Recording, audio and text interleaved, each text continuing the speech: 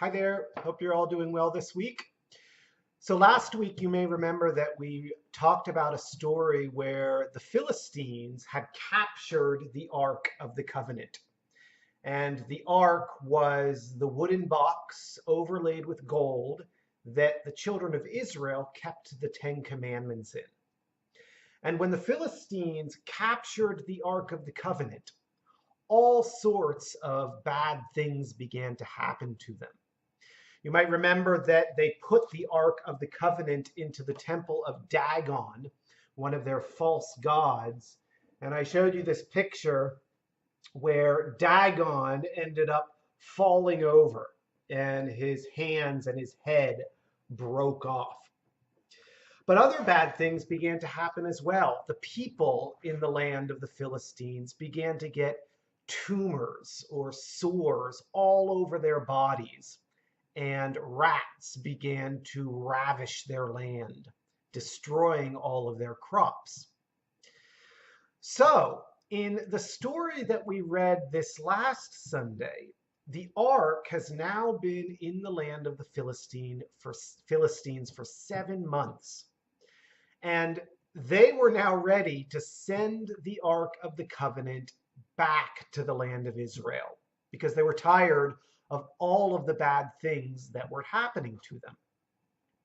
So the Philistines called together all their priests and all of their diviners, and they asked them how they should go about sending the Ark of the Covenant back to the children of Israel. And the priests and the diviners ended up suggesting some interesting things to them. First of all, they told them to build a wooden cart on which they would put the ark in order to pull it or carry it back to the land of Israel. However, they then also suggested something else.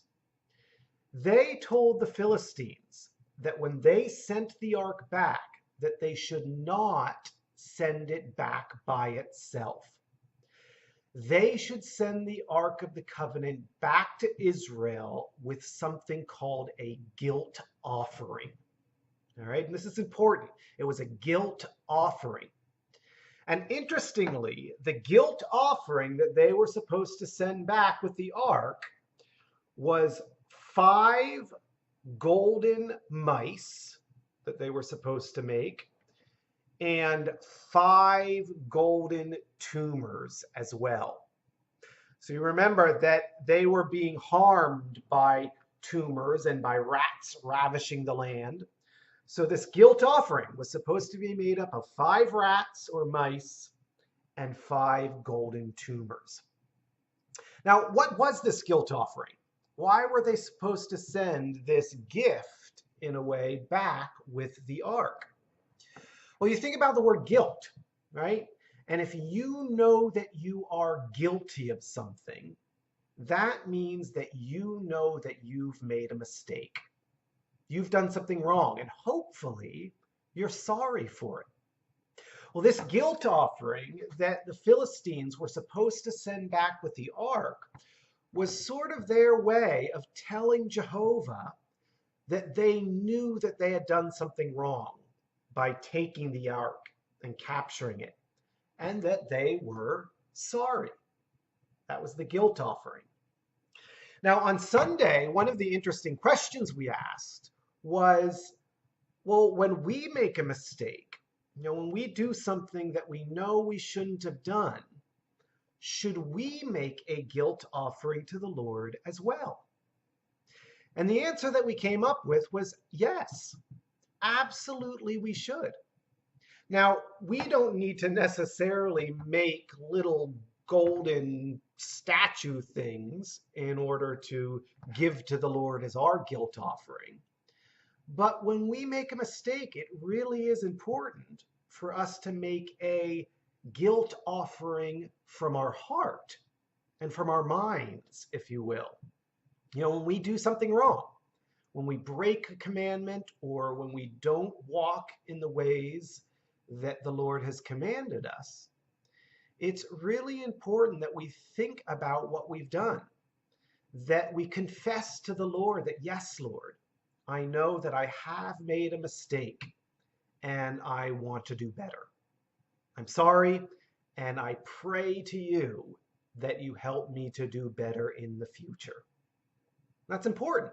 So in many ways, again, this guilt offering that the Philistines offered after making the mistake of capturing the ark is a good reminder that when we make mistakes in our own lives, we also need to make a guilt offering to the Lord, confess that we've done something wrong, and really ask for his help to do better in the future.